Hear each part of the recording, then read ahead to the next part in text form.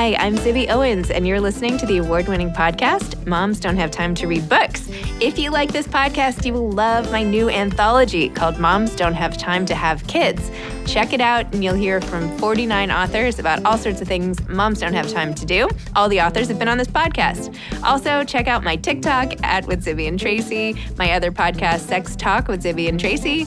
Check out Moms Don't Have Time to Write on Medium. And of course, my new publishing company called Zibby Books. And now back to our daily author interview site and a quick hello from some of my kids. Hi. Hi. Hello. Enjoy the show. If you like this podcast, you will love my new anthology called Moms Don't Have Time to Have Kids. Here's a little snippet by one of the authors from the anthology.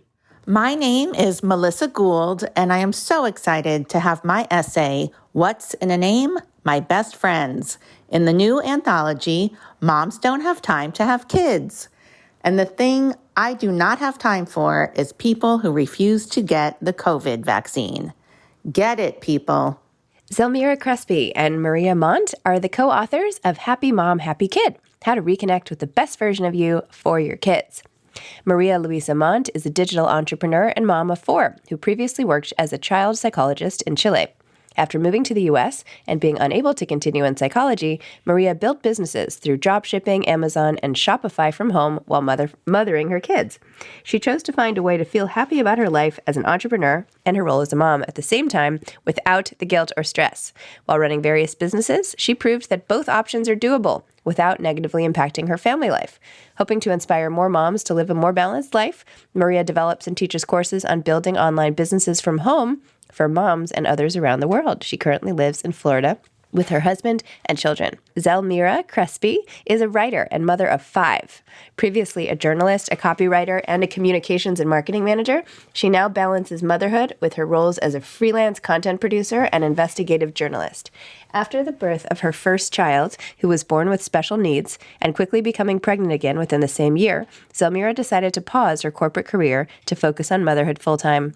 While navigating her own life as a mom, yet not losing hope to find a way to express herself professionally, she discovered that many other moms struggled to balance their roles and sought to open the conversation about the identity collision of motherhood and womanhood. A native of Montevideo, Uruguay, Zelmira now lives in Florida with her family. Welcome, ladies. Thank you for coming on Moms Don't Have Time to Read Books to discuss Happy Mom, Happy Kid, how to reconnect with the best version of you for your kids. And I have Zelmira Crespi and Maria Luisa Montt. Did I pronounce those right? Yeah. Hi, how are you? Yes. We're so excited to be here. Okay, so introduce yourselves. Tell us where you're from, all the good stuff about you. Okay, so we're both from Latin America. I'm from Uruguay and Maria's from Chile. And we've been living here in Miami, specifically in Key Biscayne, for almost over 10 years or 11. And our motherhood has taken place here and not in our home country with our family and our entire people group around us. And so we've been having this ongoing conversation during the years about both being professionals and wanting to do more with our lives, but we have other kids, we don't have families close by, how to make more out of the life that we have. And we just kept on talking about the same subject of what really happens when you become a mom. Like something really does shift, something really does move you around. And it's not so easy. It's not so simple. It's not so effective. Like when we used to be professionals or work at an office, or she would have her child psychologist consultations. It was things were more organized before. Now they're not so organized, but can we get back on track? And what happens then? So that's when we decided to write a book about it, because we really wanted to first answer our own questions. And second, help any other mom that was kind of feeling the same thing. I love that. Yes, as Zelmira said, I'm from Chile, mom of 4. Zelmira has 5 kids, so that's pretty amazing on itself. We are experts by experience. And as a child psychologist, it was very frustrating because coming to this country, I couldn't work as a child psychologist because I had to validate all my studies and whatever. And then I had 4 kids. So with this book, I could really get into the things that I saw all this time happening with me, with Zelmi, with all my friends and women that we talk about. And it's been a challenge, but it's been a real good adventure and something really cool that we did. Yes. Wow. How old are all your kids? Mine are, I have Josefina, she's 8. And then I have 4 boys who are 7, 4, 3, and 5 months. Oh my gosh. Yes. Wow. I'm doing that. Amazing. Yes, you are. And I have the oldest one is 12 and the littlest one is 6. So, yeah. Aww. She's a little bit better than I am. I'm still a little bit in Not the mud. better, just a little ahead. Yeah. Just a I'm little, out of the tunnel now. So, yeah, I can see things clearly. Yeah. I have 4 kids from 14 to 6. So Wow. I'm even further along. Yeah. And it does get better, Yes. you know. But, I hope so. but, you know, part of why I picked this book, and, you know, I get a lot of parenting book pitches all the time, but it was so open, honest, and just real. And you could tell that you are doing this from the goodness of your hearts to like help other people. I even loved how you examined this concept of like matrescence or mom essence or whatever, you know, and how, you know, this is a life stage. And people spend so much time talking about, yeah, now I'm a mom, right? But it is a whole nother physiological, everything about you changes, like from your heart, literally, like your mind, everything is literally physiologically changing, and of course emotionally, and how you addressed it and interwove, is that a word? Your own experiences throughout. So tell me a little bit about the sort of more sciencey stuff that you're like the life stage part of it that, you know, that your body goes through as a mom. And then I want to hear more about your own experience. Well, for me, my biggest aha moment when I was writing this book was that when we actually started the book and we didn't have the answers, it's more like an investigative journalism journey that we did a study. We studied over 600 women. Maria can tell you a little bit more about that. But I kept on researching and trying to find something that would explain what really happens to us moms. And when the word matrescence or matrescence came up, we still don't know how to pronounce it, but we love it. The comparison of comparing a teenager with adolescence and a mother with matrescence, it makes so much sense because a teenager does have a direct impact to their brain, their body, and their hormones. And women have the same exact impact when they get pregnant and when they're in postpartum. And it makes so much sense. And you have teenagers running around the world and everybody's like, oh, well, they're a teenager and they're going through some stuff. And I don't really felt like somebody was like, oh, you're going through some stuff. You just became a mom or you were just pregnant. Maybe you can like have a little bit of sleep deprivation, but not so much is allowed. Like you have to bounce back with your body, bounce back to your job, bounce back to your husband, bounce back to everybody.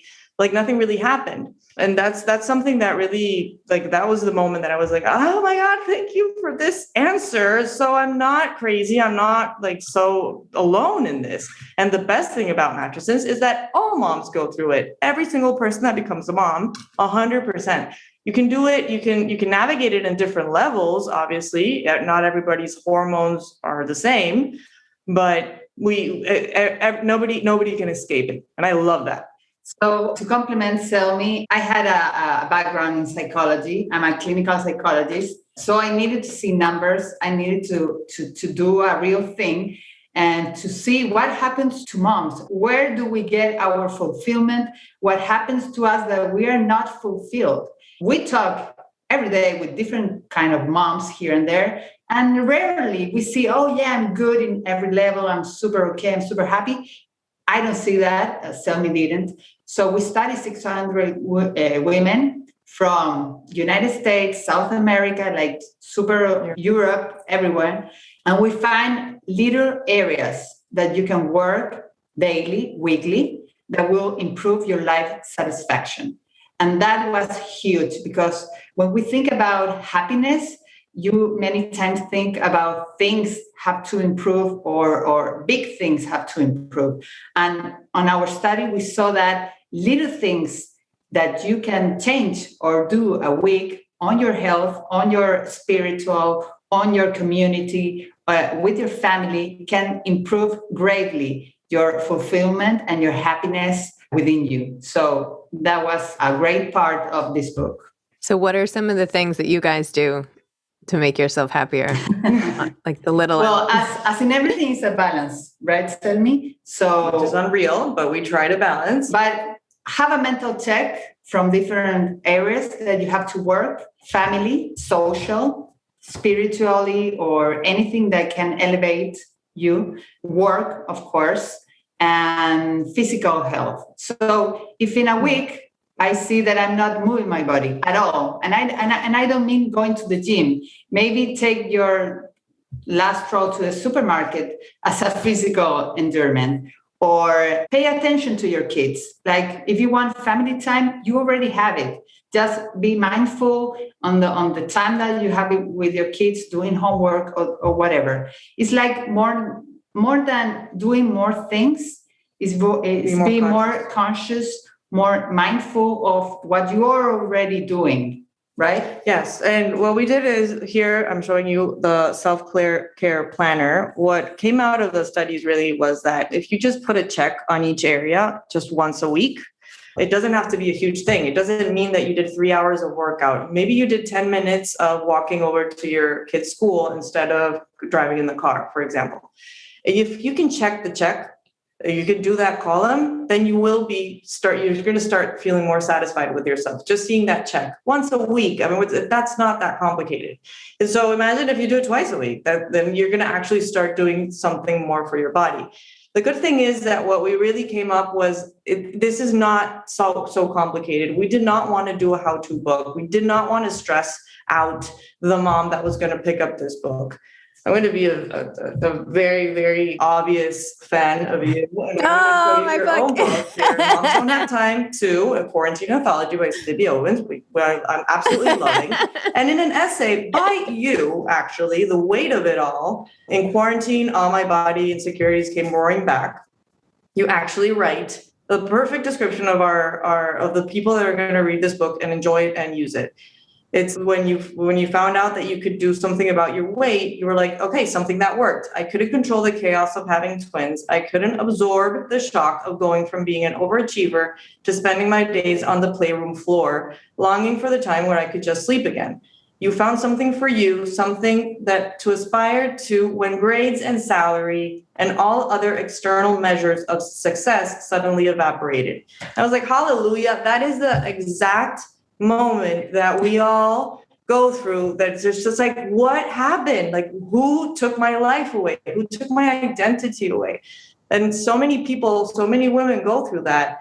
And we really wanted to take care of that with the huge stress factor. So that's why we're so happy that our study came up that just once a week, you sit down with your 4-year-old 10 minutes and really just play with him. If you did that once a week, you're going to feel much better about yourself. And it's just going to put you in the best headspace to then go on and make larger goals and really go after what you really want. And if you really want to take care of your weight, you have the Zibby Owens podcast of how to lose, moms don't have time to lose weight. The answers are there. A lot of people have really worked on every single on answering all the questions that you have inside. What this book does, we wanted to give you that final nudge, that final push, and above all, the permission to understand that you're not alone, you're not abnormal, you're not a bad mom, you don't feel great, you don't think that this is absolutely beautiful in Disney World. It's okay, we all went through it. You're gonna have good days, you're gonna have bad days. Don't worry, but just pick up this book. It's an easy read, it's really fast. It kind of has essays like yours. I mean, you could do it in a short way. I mean, we tried to put in our own personal lives essays in there so that to give it more movement and to show you that you're actually you're not alone. We have your back. We put phrases from very unknown people and phrases from very known people like Adele and Amy Schumer. Everybody goes through this. Just pick up the book, and we want you to just feel the momentum. And just with a couple of weeks of going through our planner, you're going to start to be able to just refocus and kind of find yourself. I love it. I totally love it. And thank you for quoting me back to me. I think that's a first. And I love, by the way, these italicized passages of your own personal experience. Sometimes I found myself sort of like lingering more in those because I'm like, wait, I want to know more about these girls, especially because you have probably if I had an award, which maybe I'll add to the Zibby Awards, for best chapter heading, yours were so clever and funny. And I was just like, oh, I totally get these girls. And I want to read one passage that you wrote, but just to agree with everything you're saying. I mean, when I was a mom at home, I am a mom at home, as you saw my kids keep running in, but in the trenches, like in the really early days when I was like not wanting to admit that maybe I wasn't the happiest I'd ever been, and like, I felt like an injured athlete a little bit, right? Like I had been training, and then all of a sudden everything stopped, and I was like, okay, even though something new came in that was amazing. But what I tried to do was I felt so stressed that I kept taking things off my plate. And I think that was a huge mistake. Like I kept being like, I'm overwhelmed. I have this, and this. I'm going to have to just stop doing that. And that'll make it better. But it turned out that was the wrong thing for me, right? Taking things off made things worse. Anyway, I just wanted to you have to put the right things on your plate. You can't just keep taking things off, because then what is left to enjoy, right? So anyway. Deep thoughts for me in the morning. Okay, I just wanted to read this part. It's in The Little Things by Z. I was 23 years old when I lost my mom to cancer, and I'm so sorry. She was my everything, my home, my true companion. We had moved around so much because of my dad's job. Losing mom was almost like losing home. I thought it was just me until I started to talk to other people in mourning. I realized that often when you lose someone close, the thing you missed most are the small daily details, or the usual. I realized that in a rush to keep my kids entertained and stimulated all the time, I was doing a lot of extra unnecessary things. And then you have a bunch of examples. But I saw that what I missed most about my own mom was simply being with her, seeing her laugh, and feeling her hands.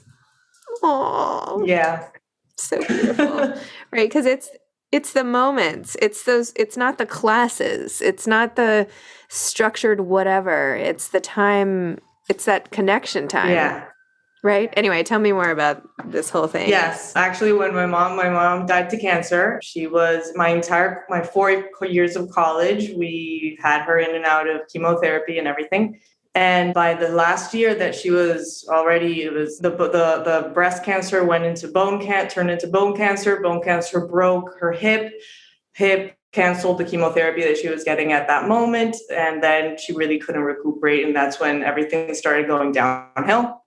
And that's when I realized, basically I was like taking care of her. I was her home nurse with my dad and I. I'm the youngest of 4, but all my other siblings were studying abroad, or they were working abroad.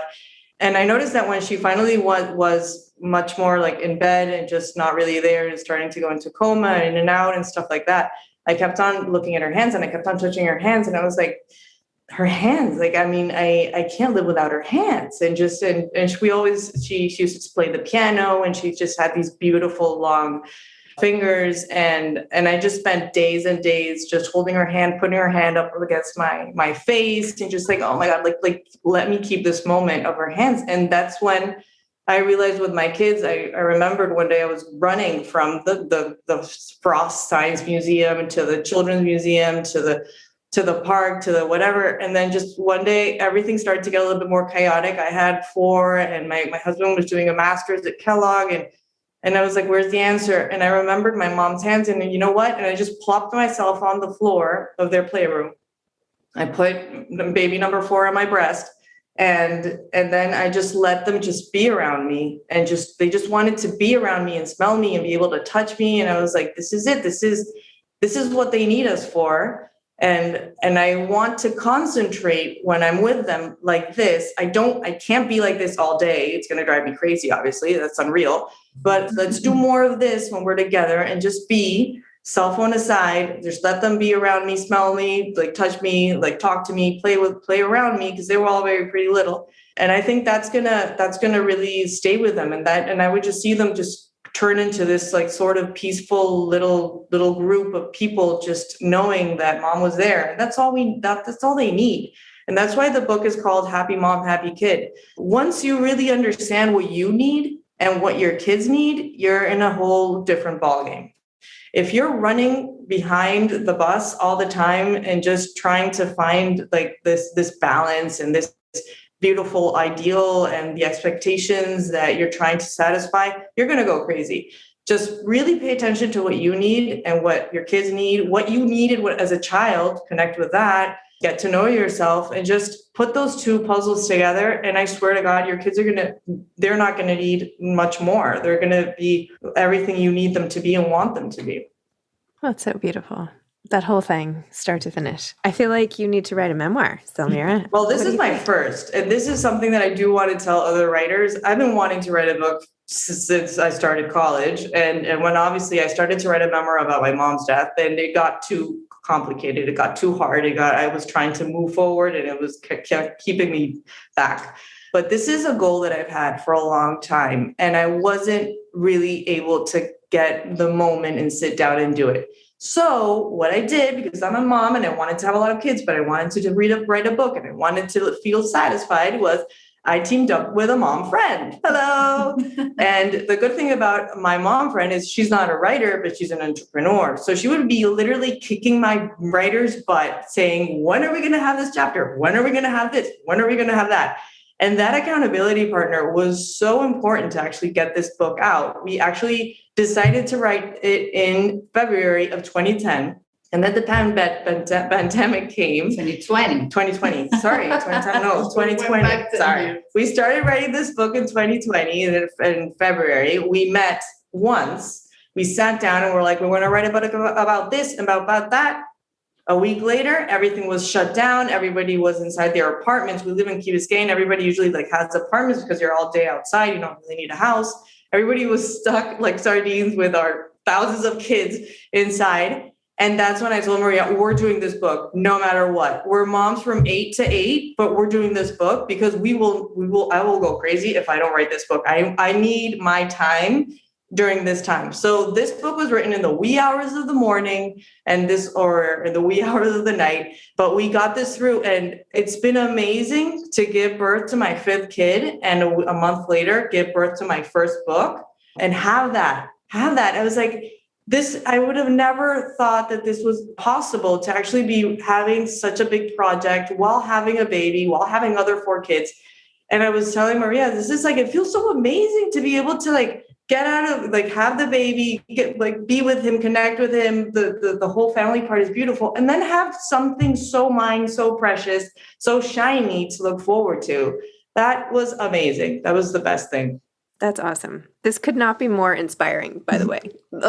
You're making me want to go, I don't know. It's all possible. As long as you keep your thing, you're a much better mom. Yes. I think that's essentially what you're saying, right? All of this, I'm just going to, if the more you focus on just being the mom, you're doing your kids a disservice. Not to say you're not supposed to stay home. That's totally great and fine. That's not what I mean at all. I mean, somehow keeping part of you alive while you're doing it is it's the best gift you can give your Absolutely. kids, I think. And I think that's what you're saying. And yes. No, I work from home. So does Maria's. I mean, yeah. we sometimes go to a Starbucks, or maybe we have she has a small office for one of her 1,000 businesses. But I mean, I'm around. If anybody has an accident, if anybody needs to go to the pediatrician, I'm there. But when I have moments, I carve them out and I respect them. And I take care of me because I realize that it has a direct impact on the way that I treat my kids, the way I treat my husband, the way that I treat myself, like how I see myself in the mirror every morning. And Maria has the same situation. Yeah, same. Exactly. But yeah. I wish I had met you guys 14 years ago. Yes. Me too. I wish I would have written this book 10 years ago. Yeah, no, I mean, this is what I would have loved to read. And even the fact that it's not so long. I mean, it's it's great. I feel like the two of you are a powerhouse team. And this is just the first of many projects to come It is. out of the two of you. We want to. And talking about inspiration, you are a huge inspiration. I mean, Yes. when we saw that you gave us the blurb, we just started to really I started to look at everything that you've done, and you're just dangerous because I mean, it's listening to you. And I have so many books now that I have to read at my house. I mean, I don't have time. It's I can't listen to one more podcast until I finish the other book. It's just horrible. But yeah, you reminded me of the beauty of essays. I've been an essay fan for my entire life. And now And I bought the Decent Pull-Up book. It's a book that's just absolutely huge. The Philip Lobate. Oh yeah. Oh my God. That just came in yesterday, and it's huge. And I just opened it up this morning and I read like one essay, and I was like, geez, that was a life lesson right there. I just wasn't prepared to read it. No, amazing. Everything that you're doing to help authors and people just move their things forward. I mean, if you have any tips for us, please do, because we have a lot of kids and we're trying our best with this book, but this is amazing what you're doing. Thank you. Of course. And thank you for saying that. But yeah, I feel like we need to regroup offline after the podcast or something, because, you both are obviously super smart and have all these ideas. And I feel like what you have to say, I mean, yes, there's this book already, which is amazing, but I do feel like there's so much more you guys can do, and you're already doing it. And it's exciting. The potential is exciting. And the combination of you guys is really great too, So yeah, it's really awesome. Well, yeah. Well, first of all, what you need to do is you have to write an essay for Moms Don't Have Time to Write. That's right. true. And that'll right. Okay. So just do something really short. Even just tell us more about the rubric, right? How do I check off one thing a week? Does it really count that I'm walking to my garage? Yeah, it does. Does it count that I walked to my gate at the airport? I don't know. Anyway. And so write an essay. And I feel like, we just have to keep in touch and, imagine all that you can do. Your kids are so young and you're already doing all this. I'm putting a check back in 5 years to see what these ladies are doing, because you could start something amazing, or I don't know. Anyway, let's stay in touch. I feel like, it's amazing. Awesome. Do you have any other questions about the book? My last question is, do you have any advice for aspiring authors? Well, what I told, get a buddy. If you're a mom and you're if you're a mom and you're an aspiring writer, just get a buddy, get a friend that is really interested in what you want to write. Just they're out there. You go to the park, and I swear you're going to find somebody to just an accountability partner. Just I'm going to try to write this. Sometimes I didn't really feel like writing, but I knew that she was waiting for me on the computer, and we would have Zoom calls and at night about the book. And it's just having somebody there to respond to you and make you feel important and make you feel that what you have to write and you have to do, somebody needs it. Or even less than that, if you don't have a buddy, just tell someone you're going to write a book.